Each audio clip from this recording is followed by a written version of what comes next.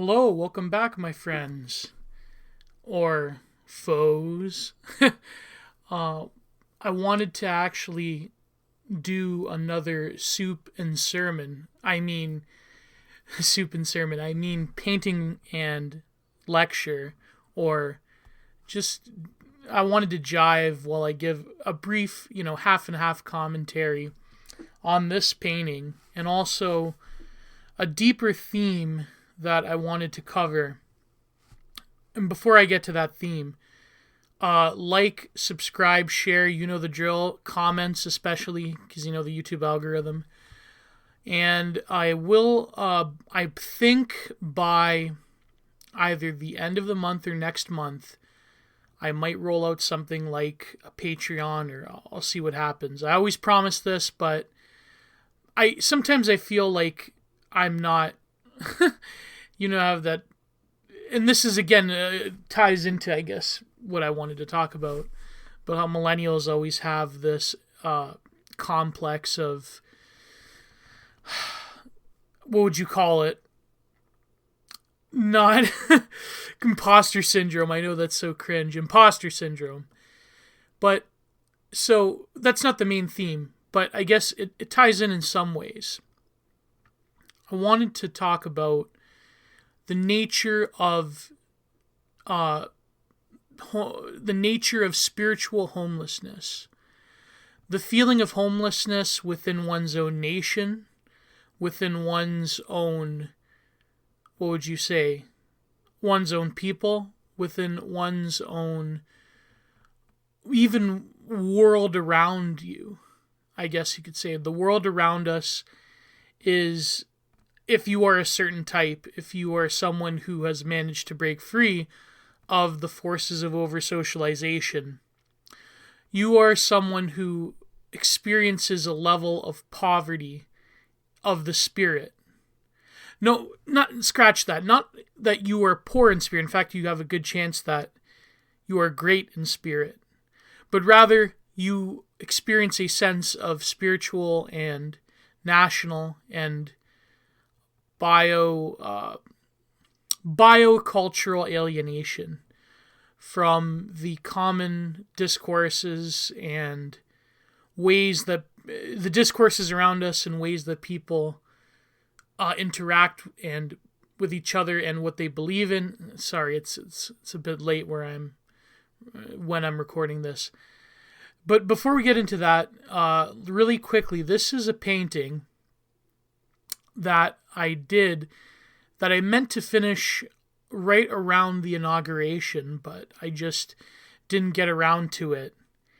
And I wanted to maybe justify a bit of what I'm doing here.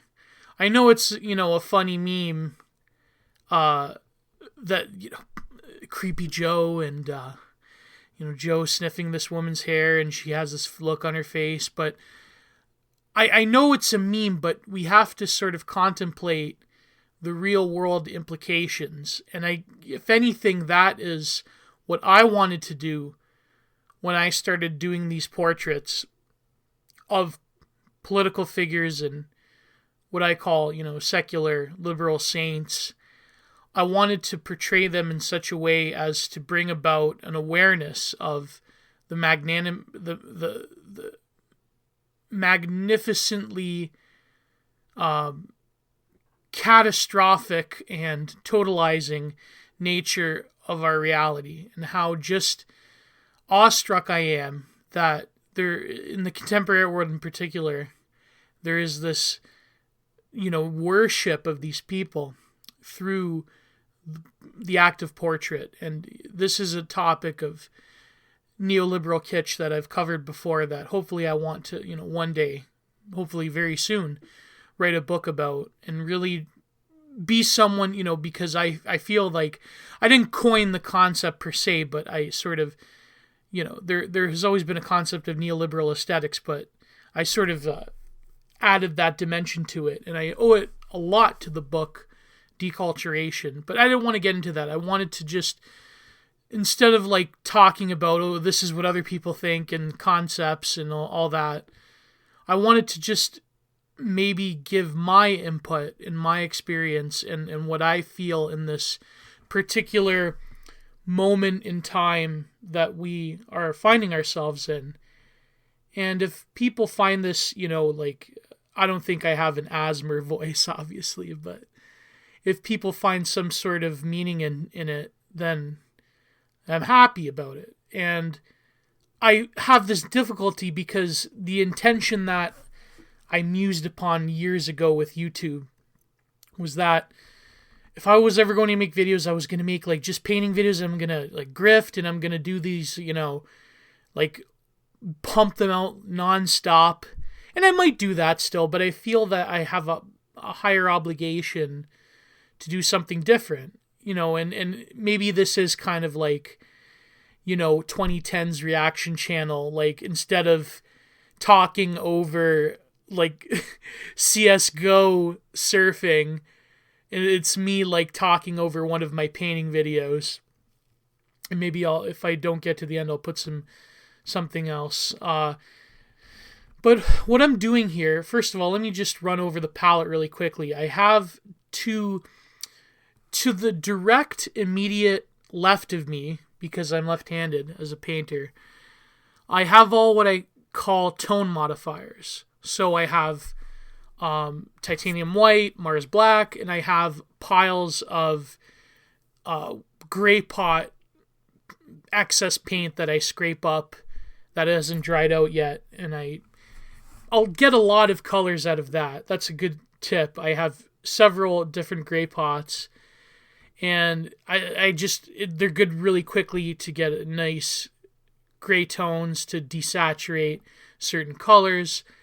But they're also good just if you have, like, you don't want to break out a tube or it's already a mixed color that you've had in mind. And then I have my row on the top of like split palettes. So I always have on the top blue, the coolest colors. So on the top I have cerulean. Sometimes I'll change it out for phthalo or cobalt, but usually it's cerulean and ultramarine. So I tend to go like warm, then cool, which is again the split palette. So ultramarine, then cerulean.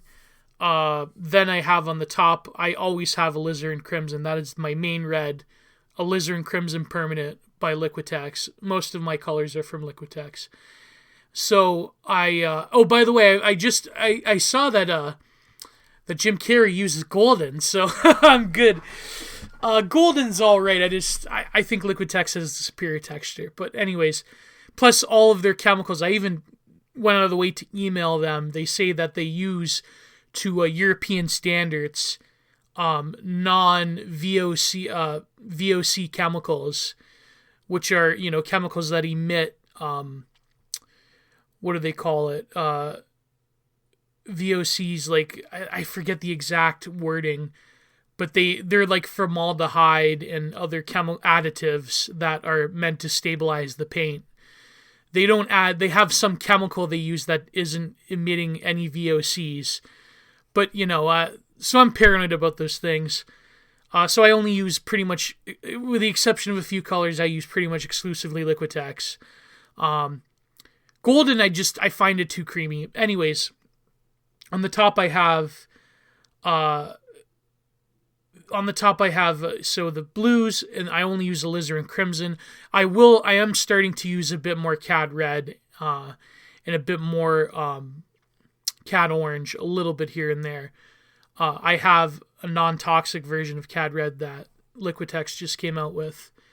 I think I do have it here. No, sorry, I have a quinacridone burnt orange, which is a very good like cross between an oxide red. It's more orangey oxide red, and it's transparent and it's pretty nice. Then I have my standard 2 yellows. I don't really use lemon or I have Hansa yellow, which is a hue. I don't really use that a lot. My 2 go-to yellows are yellow ochre, yellow ogre, this stupid Bob Ross meme, yellow ochre, and Indian yellow, which is the mid-tone, like the mid-warm orange biased yellow that I think is perfect for my purposes, especially when I do plein air. I don't have that like that milked out sort of washy yellow that, you have to be careful when you use lemon yellow. Of course, everyone uses lemon or cadmium light, whatever. It's all the same stuff, but people that use it tends to get milky. And Indian yellow, you can do a lot of very good things. The green tones, the sunsets, it's just to me, it's a more useful yellow. And I tend to, this piece is quite exceptional for me because most of my paintings, I notice, are always biased towards the blues and the cools. And I use those warm tones only when it's warranted. And so this is a good exhibit of me using predominantly warms and browns and grays. And I mix, the bottom is homemade paint mixed from incense dust, ashes. I did that just as like a quick what they call grisaille, which is the tone of the painting and it's the underpainting that establishes tones. And so I did that, and on top I have a bit of cigarette ash. I don't smoke, but my father does, lifelong smoker. And I mix it with GAC 100, which is one of my only golden products I use, and it's because it's designed to. It's an oil blocker, and it's designed to be a medium, but also it prevents every time you're using canvas boards, such as here, I'm using a canvas board. It prevents what they call support-induced discoloration. So the impurities and particles and oils that seep out from the particle board into the paint that can happen over time. And I use it also, it's a good what they call a wetting agent. So if you're using homemade paint, if you want to make homemade paint with pigment or various other things, you could use sawdust, Rembrandt used silica glass, then it's very good for wetting out. That's the dry pigment of like dust and dirt and various other like dry pigments you can buy, or people that make what they call lake pigments, where they'll like take minerals, they'll boil them, and they have a way of extracting it using alum and other chemicals. But anyways, this piece is, of course, the infamous, by the sniff master, Joe Biden. And I looked at that, and I looked at this woman's face, and I could just see this look of horror plastered upon her face. It's not a normal horror. It's more of like an acceptance of like, this is what we have to do in order to, like, I'm supporting the election of Biden, and I know he's a creep, but what am I going to do about it? And just like the look of like disappointment mixed with shame, mixed with like total apathy, like it's all so tiresome. Like I love that, and I wanted to express it in the most dramatic and violent way possible. But I don't want to do this like this sort of same demonization type of art that these people in the art world have been doing for the past, 4 years. But I mean, long before that. But I don't want it to simply be a vehicle for propaganda, political propaganda. And ostensibly, yes, that's what it is. It's political propaganda.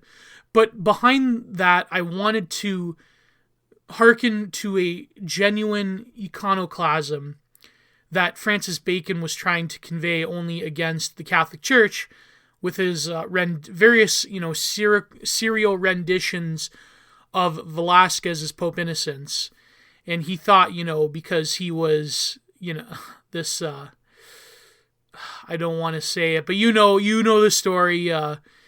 He was a gay masochist bottom that hated the Catholic Church, and he wanted to portray the abject horror of like the Pope, at the end of his life, the violence and the horror and the abject fear that is in him, and he wanted to reflect that brutal sense of the face and the gaping hole of faciality, that maw that screams into the void, into the abyss. But he didn't look at it that way. He said that the mouth was beautiful, that he wanted to portray every color of the mouth. And he took a lot of inspiration from two images. One is Velázquez's Pope Innocence, and the other one is the one still shot, the close-up shot of the screaming woman in the movie, what was it, the SS Potemkin, which was like the communist propaganda film. And apparently that didn't even happen. Like there was sailors there, but it didn't happen in real life. It was all kayfabe. It was all just commie propaganda, from what I hear. But it became like, again, like things that, it becomes hyper real. It didn't have to like materially exist. It became a point of mythology. And I don't mean mythology in terms of like, oh, it doesn't exist, like what people think mythology means. I'm talking about mythos. I'm talking about something different. But anyways, I wanted to talk about, in this piece, the reflection of a certain type of feeling of homelessness and feeling of alienation and feeling of spiritual homelessness within one's own nation. And I feel that America has yet to join the rest of the world, or especially right-wing America has yet to join the rest of the world in terms of feeling this. And the thing is, I don't want to belittle the actual crimes against the American population that the what would you call them? Globalist society within a society, the what does Alex Jones call them? The breakaway society. That the untold crimes and states of exception and all of that, I don't want to belittle that, but I feel that in terms of not just a material sense, but in a symbolic sense, a lot of Americans feel that they still have a place within their own society. They feel that the American way of life and the system itself, the mythos of Americana, still fundamentally serves them and their identity and their sense of belonging. But a lot of people across the political spectrum, now they're having a sort of rude awakening.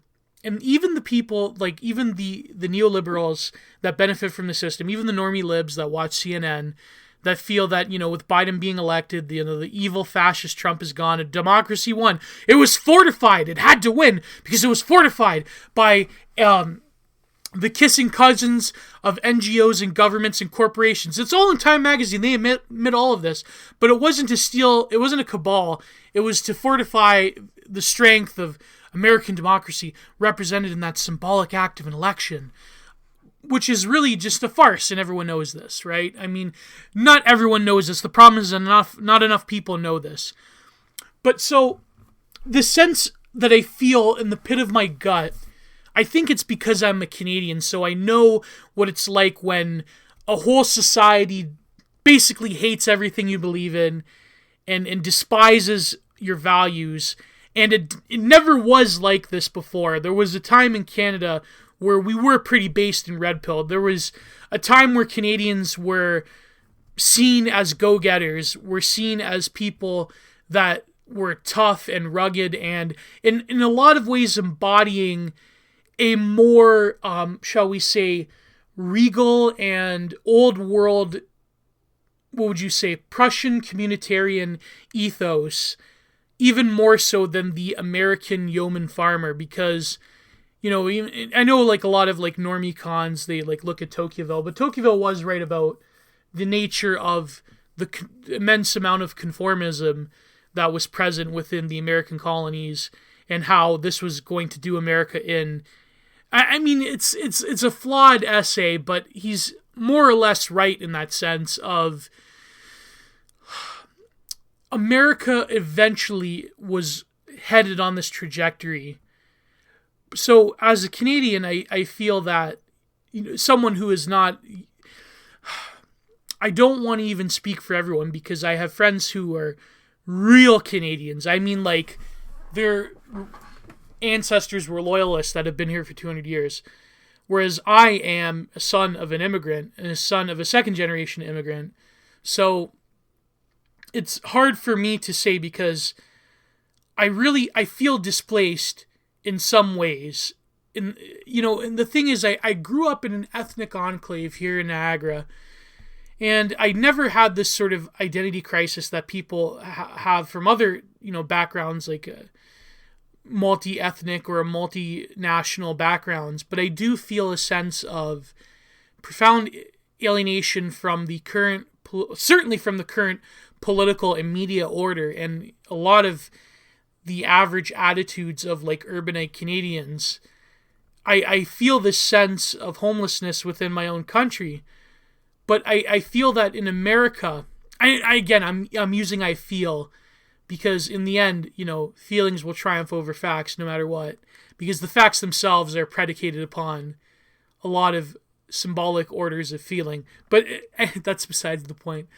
A lot of Americans, I feel now, are sort of coming around to this sense of inner poverty, inner spiritual poverty within their own nations. And a lot of Americans who, their families have been here for a long time, even people that are immigrants who share certain American values, it's difficult.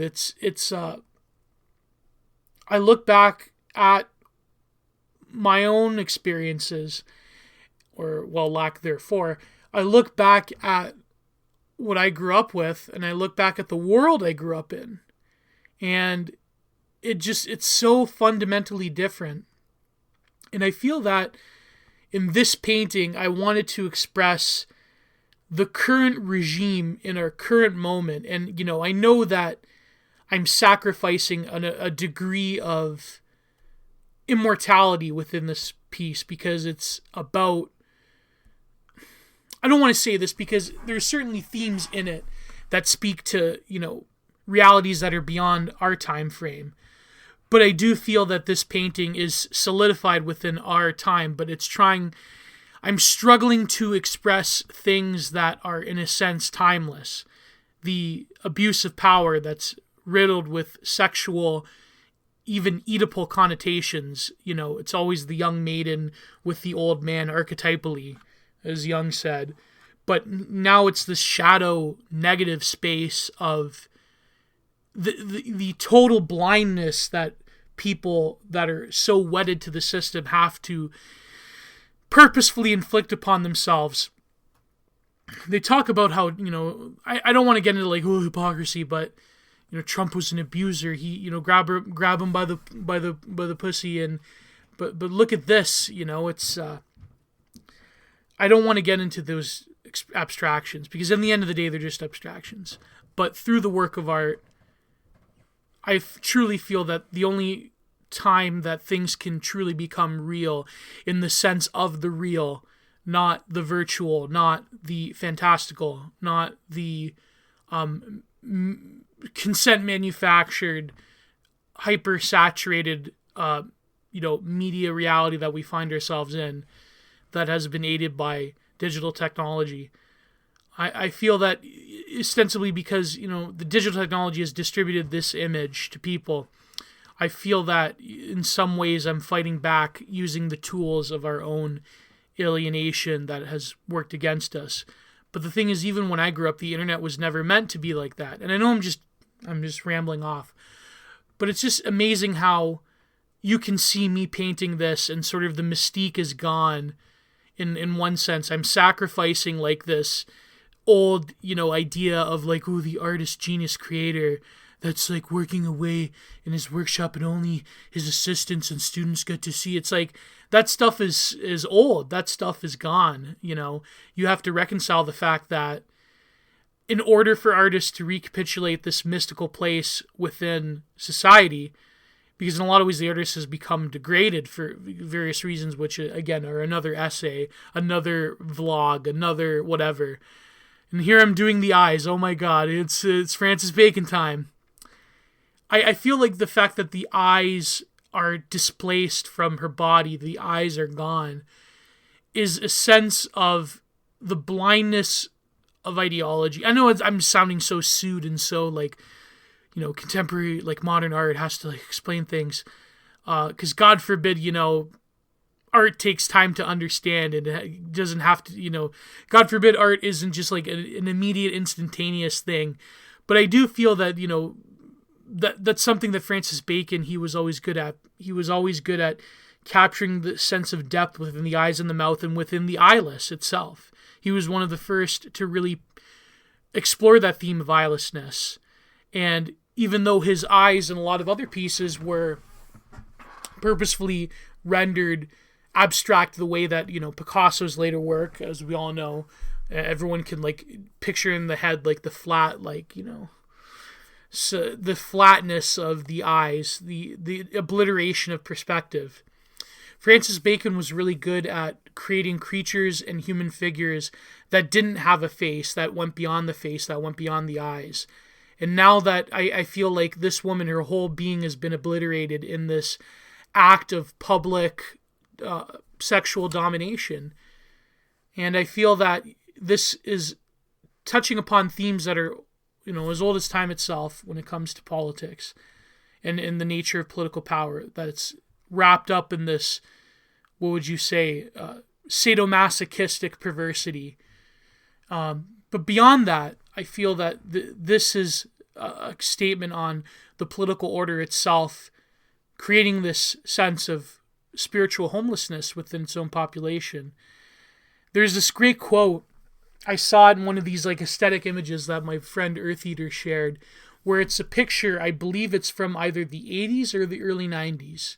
In my heart, I want to believe it's from the early 90s, of course, for obvious reasons, being an older millennial, where it's this little girl who's in a field. I believe it's like that, what do they call it in New York? Central Park, is that what it's called? Where she's standing in a field, and it's like one of those vaporwavy, like edited images. And behind her is the Twin Towers. It still was up before like whatever happened on that day, we can all speculate. And it says in the caption in like digital, like old school Web 1.1 text, the world you were born into does not exist anymore. And think about that for a moment. I really should have been born in 93, but I was born at the end of 92. And the world I was born into in the early 90s is not the same. But when people say that, they're like, oh, well, there hasn't been that much of a radical shift between, like, if you look at, like, the shift between 1945 and 1985, that's, of course, a dramatic shift, right?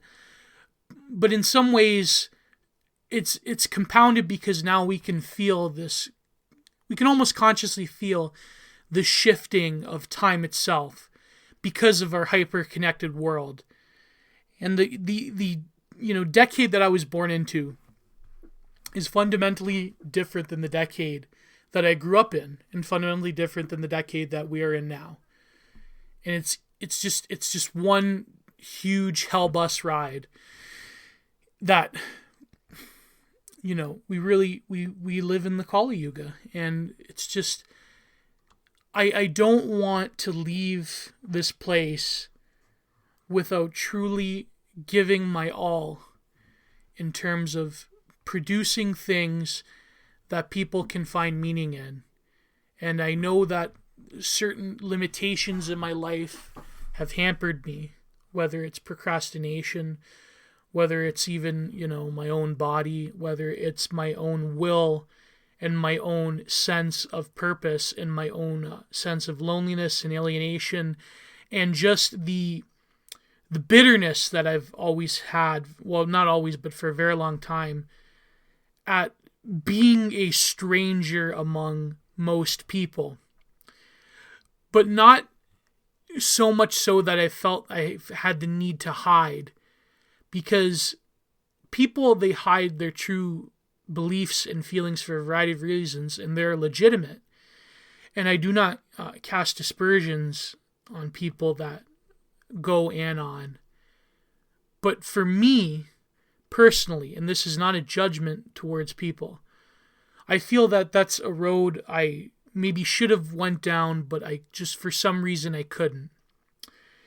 And to quote this again, it's so cliche, but to quote Krishnamurti, what did he say?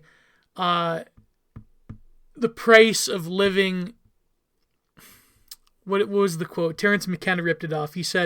Terence McKenna said that the price of the price of like clarity is a certain form of social alienation, and like Nietzsche said before him. Nietzsche said before Krishnamurti and Terence McKenna, only the few have the privilege of owning their own self, right? It's not to become someone who is truly trying to own their own self is very difficult. And I don't claim that I have owned my own self, that I have self-mastery, because I am a deeply flawed person, deeply, in some ways I'm out of control, put it that way, in my personal life. I don't have a huge degree of self-mastery. Maybe in certain things, but I know maybe some people have a shock when they hear that about me, but it's the truth. I don't want to lie to people. And again, this is why I felt like I couldn't go anon. I couldn't lie to people no matter the consequences, which is in some ways a romantic ideal. In some ways it's a very foolish and stupid ideal.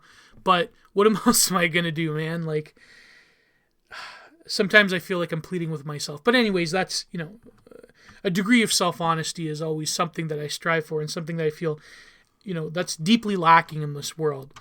So anyways, we're being alienated on all fronts, and we feel homeless within our own societies, and we feel that this immense crushing feeling of loneliness, at least for some, I know I feel it, but in the same sense, through the work of art, I feel that for that brief moment of creating, I can transcend and I can express the sense of the current epoch in ways that are not very easy for me to verbalize. Because if you go to like people on the street and you're like, oh, Joe, the president's a monster, and you're not going to have the same effect because people have been saying the previous one was a monster. They can't even speak his name. They just call him 45, like it's some talismanic thing to speak his name, Donald Trump. It's like, to them, it's like a talisman, right? It's like a cursed object, a cursed word. So in a sense, unless you are privy to current discourses of power, you can't really express these things in verbalization, but art transcends merely the verbal and the conceptual. So people look at you, I guess, less crazy. Although people can look at this and they're like, wow, this is total schizo, or this is total nonsense, this is just abstraction, this is like just horrendous propaganda. It's trying to turn Biden into a ghoul, which, yeah, it's true. I'm trying to turn Biden into a ghoul.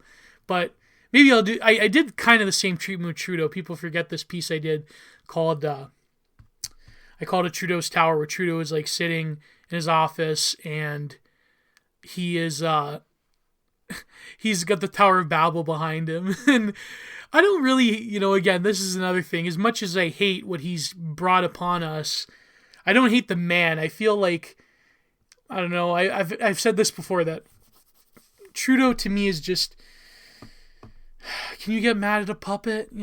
He's pulling, or you get mad at people pulling the strings.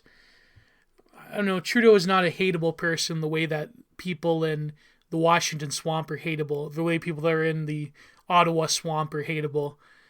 Detestable. It's not hateable. It's late at night. So it's getting near the end. I might as well just finish up with, what I'm doing here. I'm putting in I didn't record the final touches, but those were just touch-ups. Whereas here I'm getting close to looking like something that I want, especially that jawline on the woman, and like the way her face looks so desperate in a way. It just looks, I can't describe it, but the way that in some ways, Biden leaning over her, looming over her, it's an act of violence and submission, but at the same time, it's almost as if they belong together, not in the sense that, an abuser belongs with the abused, but in the sense of the total composition of the piece. Our reality that we find ourselves in, that is fundamentally alien to us, can only produce images like this, even if we don't feel it, even if it's not commented upon by the powers that be. It's there.